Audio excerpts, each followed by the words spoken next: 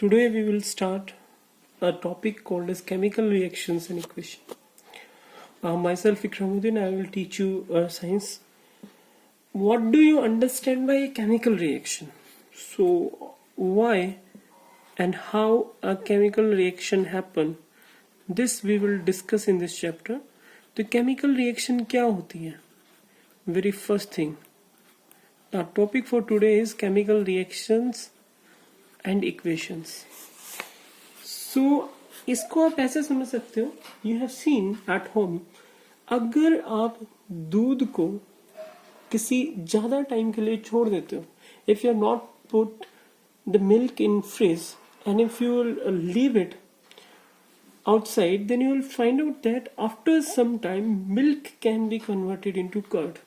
दूध दही में बदल जाता है. This is a type of a reaction that you will see in your day-to-day life. So in your daily life, first example we will see is milk is left outside, and this can happen in summer days or in sunny days. In summer.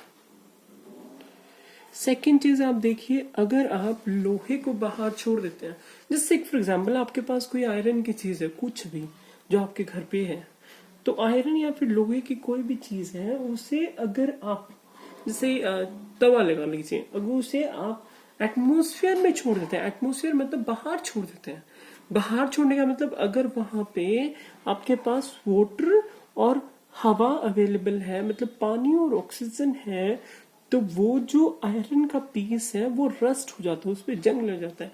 This is also a kind of chemical reaction.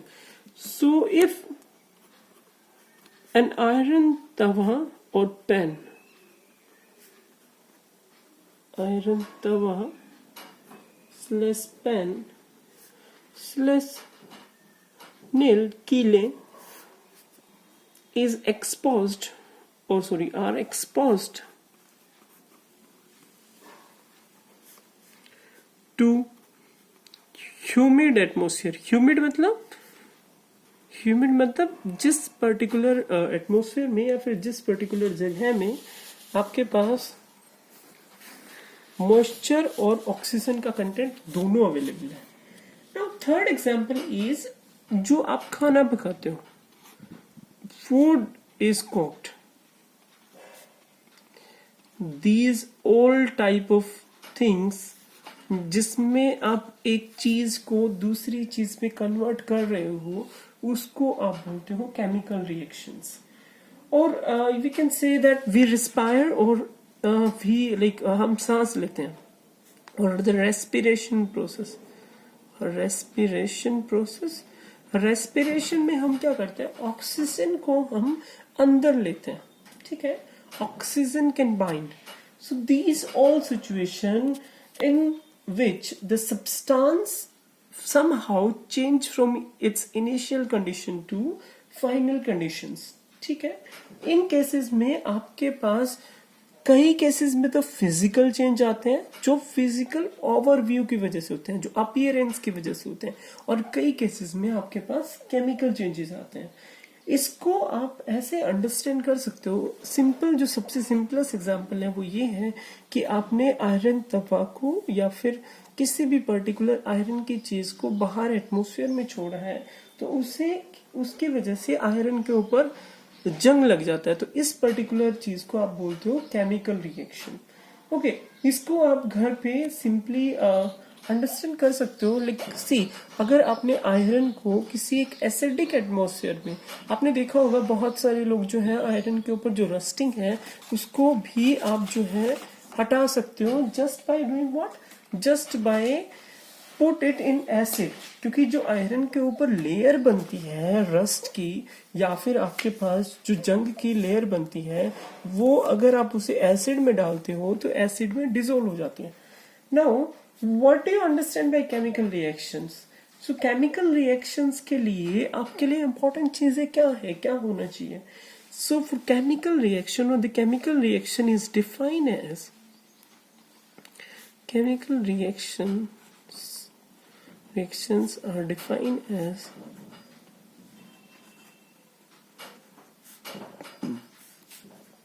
if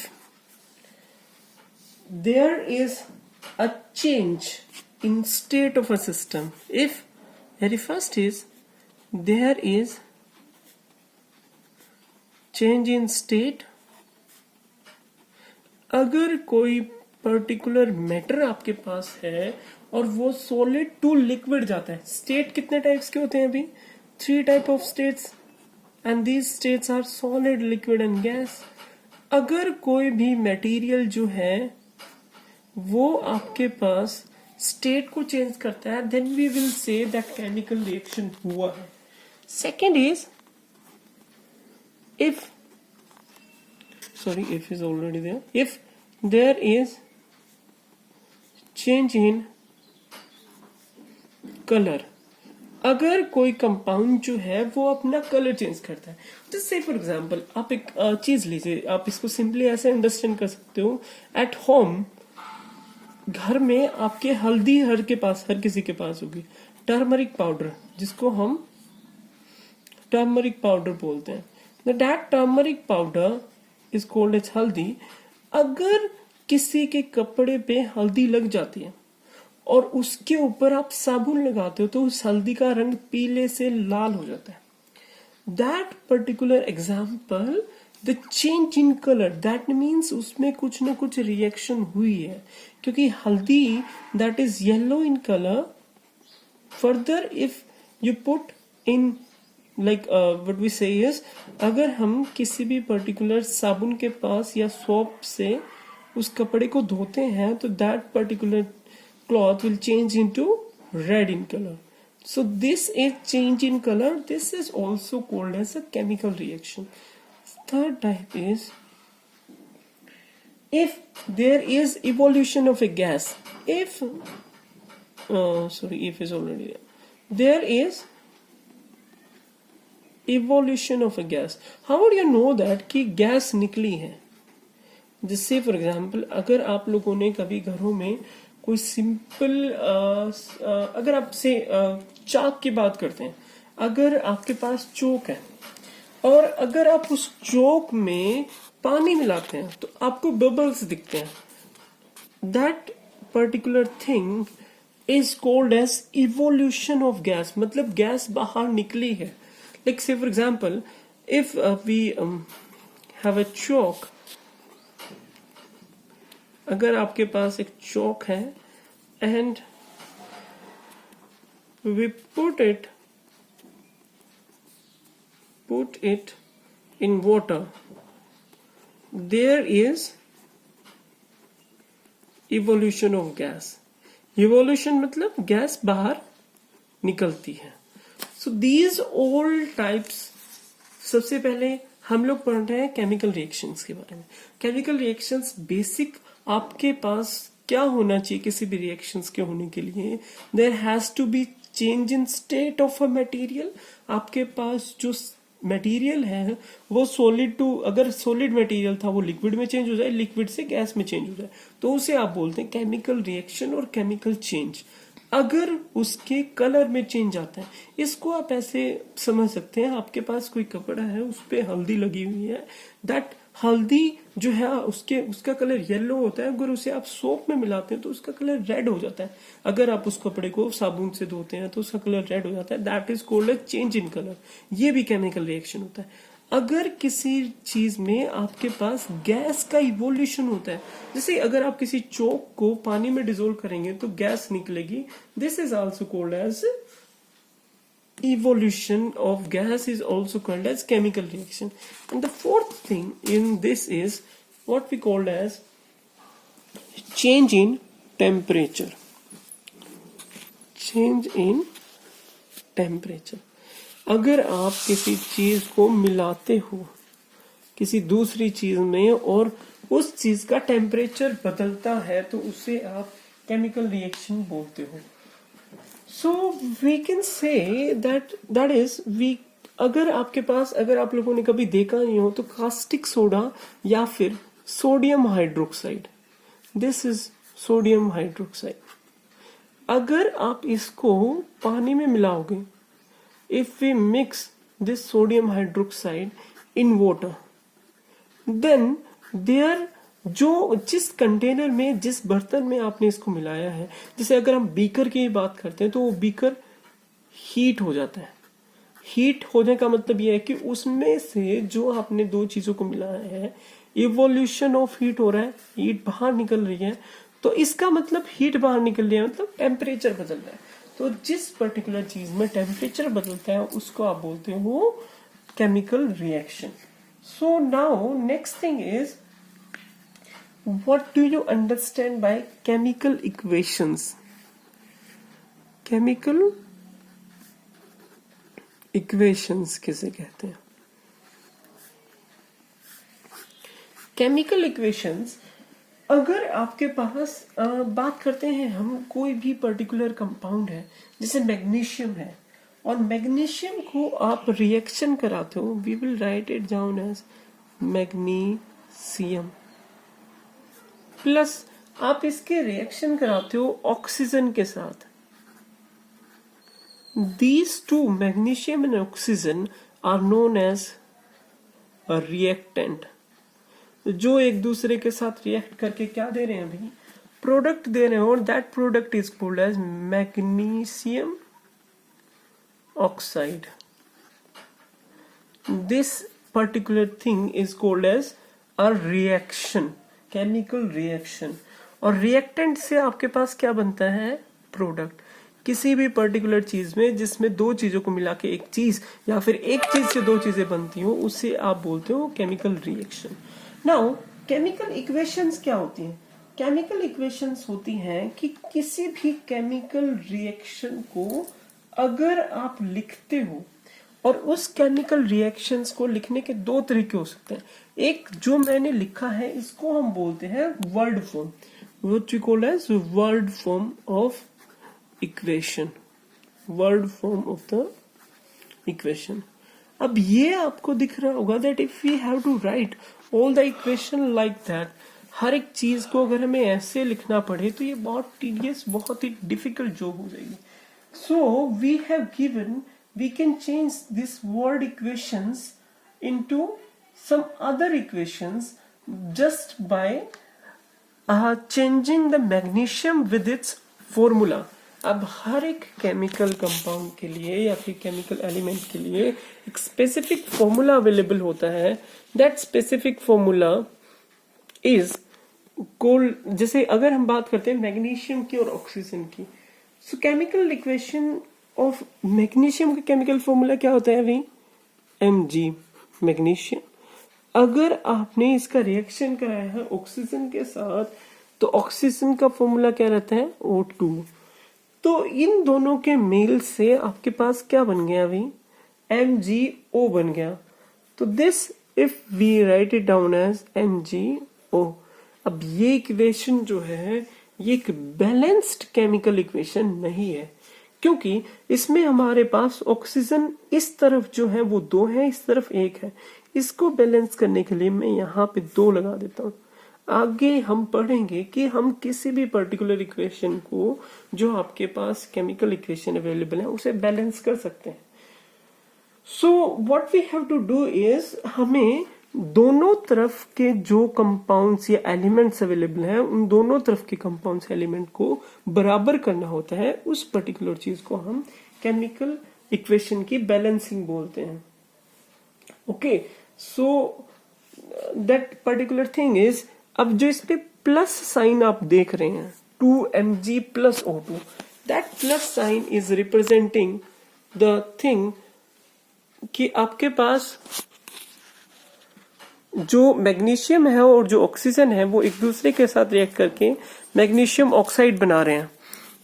तो इस particular equation को आप बोलते हैं that symbol form of equation, मतलब इसमें आपने magnesium का और ऑक्सीजन का सिंबल इस्तेमाल करा है as compare to word form. So next what we study is balancing of a chemical equation.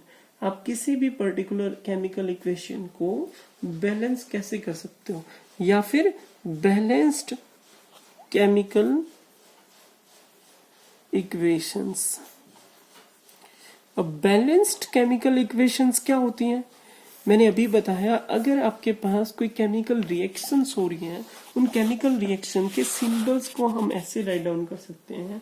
अगर दोनों तरफ आपके जो एलिमेंट है वो सिमिलर है तो उसे आप बोलते हो, सिमिलर मतलब सेम नंबर है तो उसे आप बोलते हो balanced chemical equation. That means the total, इसका मतलब क्या है कि टोटल मास जो आपके पास है रिएक्टेंट का वही आपके पास प्रोडक्ट का है। मतलब आपने law of conservation of mass पढ़ा होगा। According to law of conservation of mass कि मास को आप ना तो क्रिएट कर सकते हो ना ही डिस्ट्रॉय कर सकते हो। Law of conservation of mass suggest that mass can neither be created nor be destroyed. Mass can neither be created nor be destroyed. मतलब मास को आप ना तो बना सकते हो और ना ही डिस्ट्रॉय कर सकते हो। इसका मतलब क्या है? इसका मतलब यह है कि अगर आपने, जैसे मैंने बताया, अगर आपके पास कोई केमिकल रिएक्शंस हुई है, जैसे मैं बात करता हूँ ये वाली मैग्नीशियम और ऑक्सीजन की, अगर ये 2 ग्राम था, ये 2 ग्राम था, तो ये जो टोटल बनेगा ये 4 ग्राम ही बनेगा। इसका मतलब ये है। तो इसी लॉ ऑफ कंजर्वेशन ऑफ मास की वजह से बैलेंस्ड केमिकल इक्वेशन का कंसेप्ट आया। इसका मतलब क्या है? That mass of a reactant must be equal to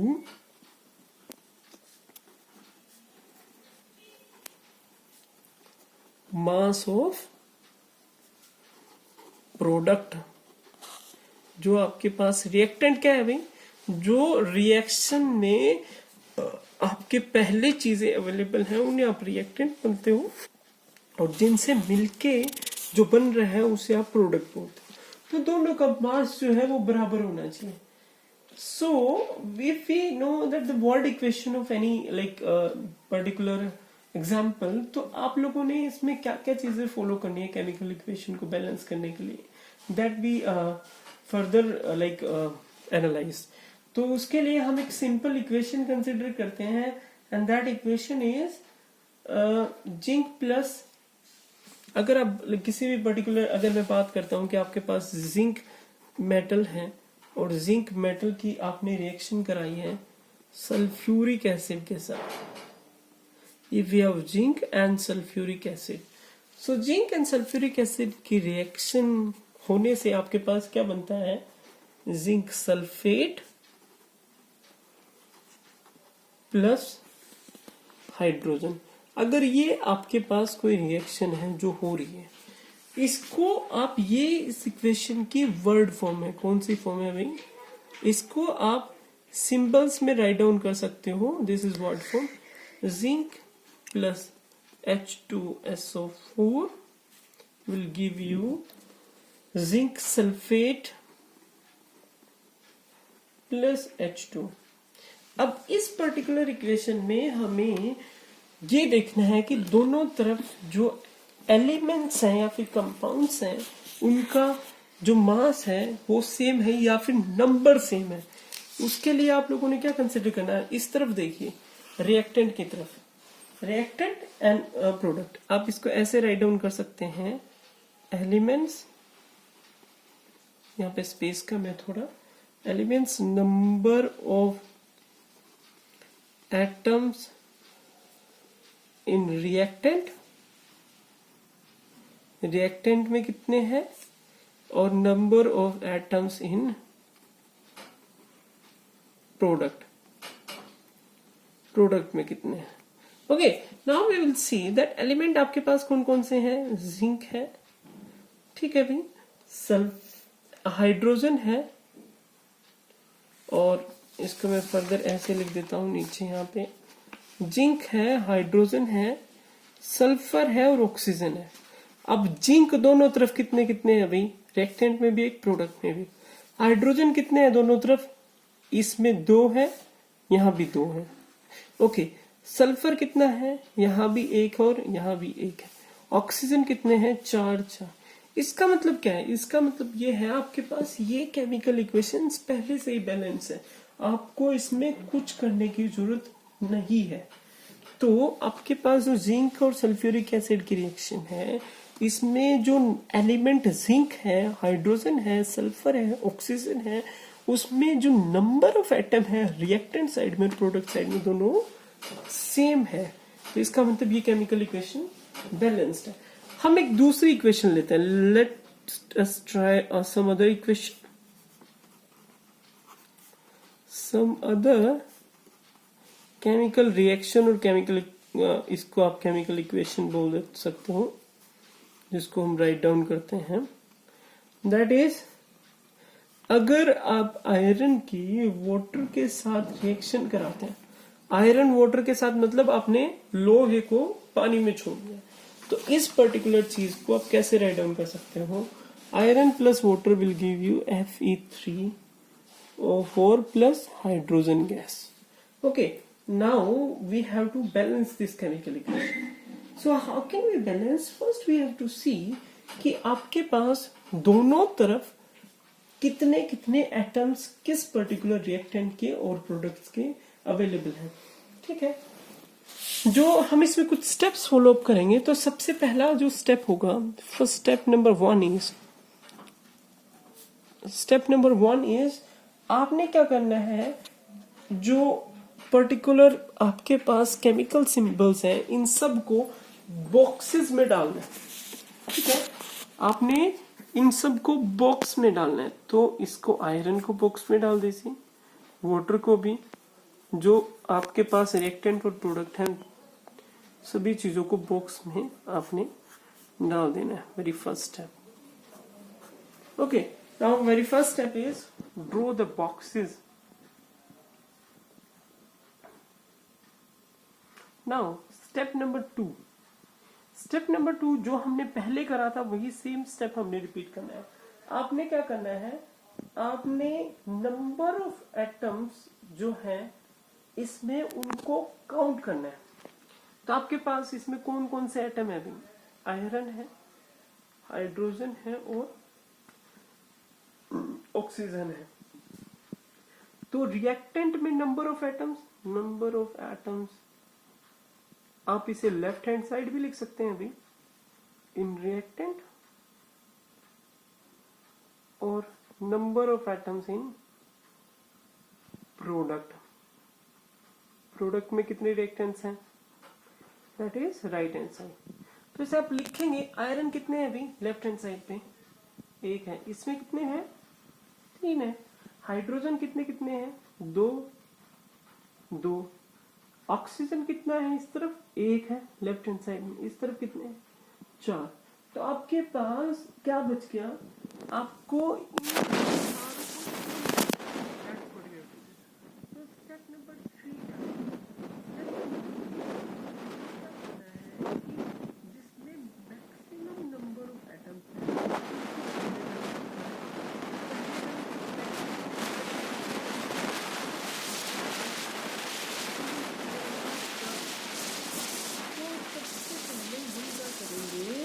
हम लोग बैलेंस करने के लिए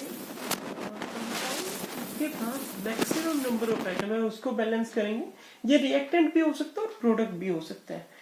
सो वी सिलेक्ट Fe3O4, हमें आयरन ऑक्साइड को सिलेक्ट करना है। The element oxygen in it, इसके अंदर 4 ऑक्सीजन प्रेजेंट है। तो step number 3 is we have to select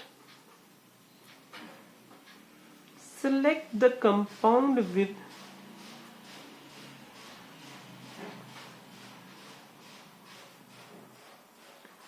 maximum number of atom. और वो मैक्सिमम नंबर ऑफ एटम्स किसमें है अभी? Fe3O4 में है। और कौन सा एटम ज्यादा है? ऑक्सीजन सबसे ज्यादा है। तो इसको बैलेंस करने के लिए हम क्या करेंगे? टू बैलेंस ऑक्सीजन एटम को बैलेंस करने के लिए हम लोग व्हाट वी डू इज, हम पहले इनिशियल, हमारे पास कितने थे इनिशियल, मतलब रिएक्टेंट में, और फाइनल रिएक्टेंट या प्रोडक्ट किस में भी, हम हमें कितने से मल्टीप्लाई करना है ताकि दोनों तरफ ऑक्सीजन जो है वो बराबर हो जाए। अब इनिशियली हमारे पास रिएक्टेंट में जो है वाटर में आपके पास एक ऑक्सीजन है भाई H2O में, ठीक है 1। अब उस तरफ कितने हैं 4 है, ये रिएक्टेंट के लिए रहेगा और ये प्रोडक्ट के लिए रहेगा, ठीक है। यहाँ पे कितने हैं 4 है, किस में है Fe3O4 में। अब हमें क्या करना पड़ेगा, अगर मैं इसको 4 से मल्टीप्लाई कर देता हूँ 4 इंटू H2O, तब आपके पास दोनों तरफ क्या क्या हो जाएंगे, इसको मुझे 4 से मल्टीप्लाई करना है और इसमें 4 पहले से है, तो आपके पास नई केमिकल इक्वेशन क्या हो जाएगी भाई। ओके, नाउ आपके पास क्या हो गया, that Fe plus 4H2O will give you Fe3O4 plus H2। Okay, now आपने ऑक्सीजन को बैलेंस कर दिया। अब इसमें आयरन देखिए, आपने क्या करना है, आयरन को बैलेंस करना है। तो आयरन को बैलेंस करना और हाइड्रोजन को बैलेंस करना। राइट हैंड साइड में 3 आयरन है और यहाँ पे 1 है। तो जैसे ही हमने ऑक्सीजन को बैलेंस करा, वैसे ही मैं इसको अगर 3 से मल्टीप्लाई कर देता हूँ तो यहाँ पे आपके पास क्या आ गया, 3 आयरन आ गए। अब इस तरफ बच गया क्या, हाइड्रोजन। यहाँ पे 4 दूनी 8 है हाइड्रोजन और यहाँ पे 2 हाइड्रोजन, तो मैं इसे 4 से मल्टीप्लाई कर दूंगा। तो ये आपके पास क्या हो जाएगी, this is what we called as balanced chemical equation.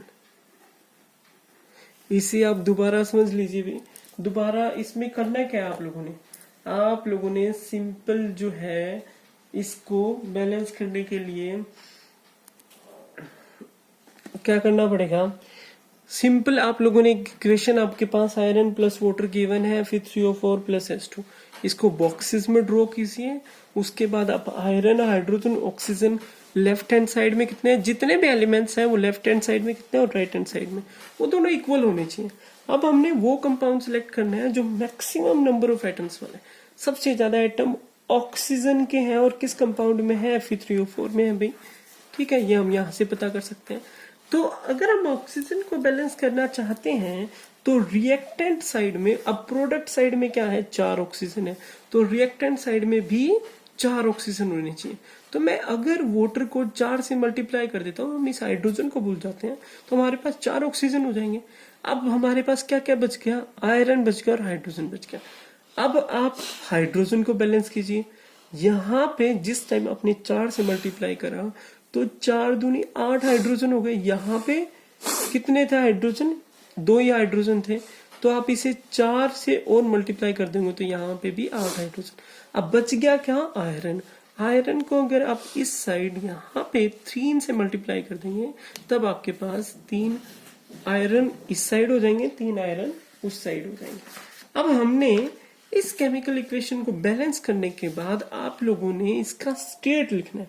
State मतलब कि आपके पास जो केमिकल इक्वेशन है उसमें जो स्टेट सॉलिड है, इसका लिक्विड है या फिर इसका गैसियस है, कौन से पर्टिकुलर कंपाउंड का क्या स्टेट है या फिर मेटल का क्या स्टेट।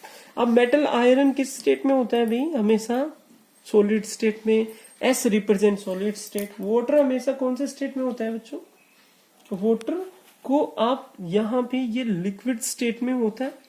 और Fe3O4 is iron oxide, iron के ऊपर जो जंग लगा होता है वो कौन से स्टेट में होता है, सॉलिड में। और हाइड्रोजन किस स्टेट में होता है, गैसियस स्टेट में। Okay, so this is what we called as balanced chemical equation.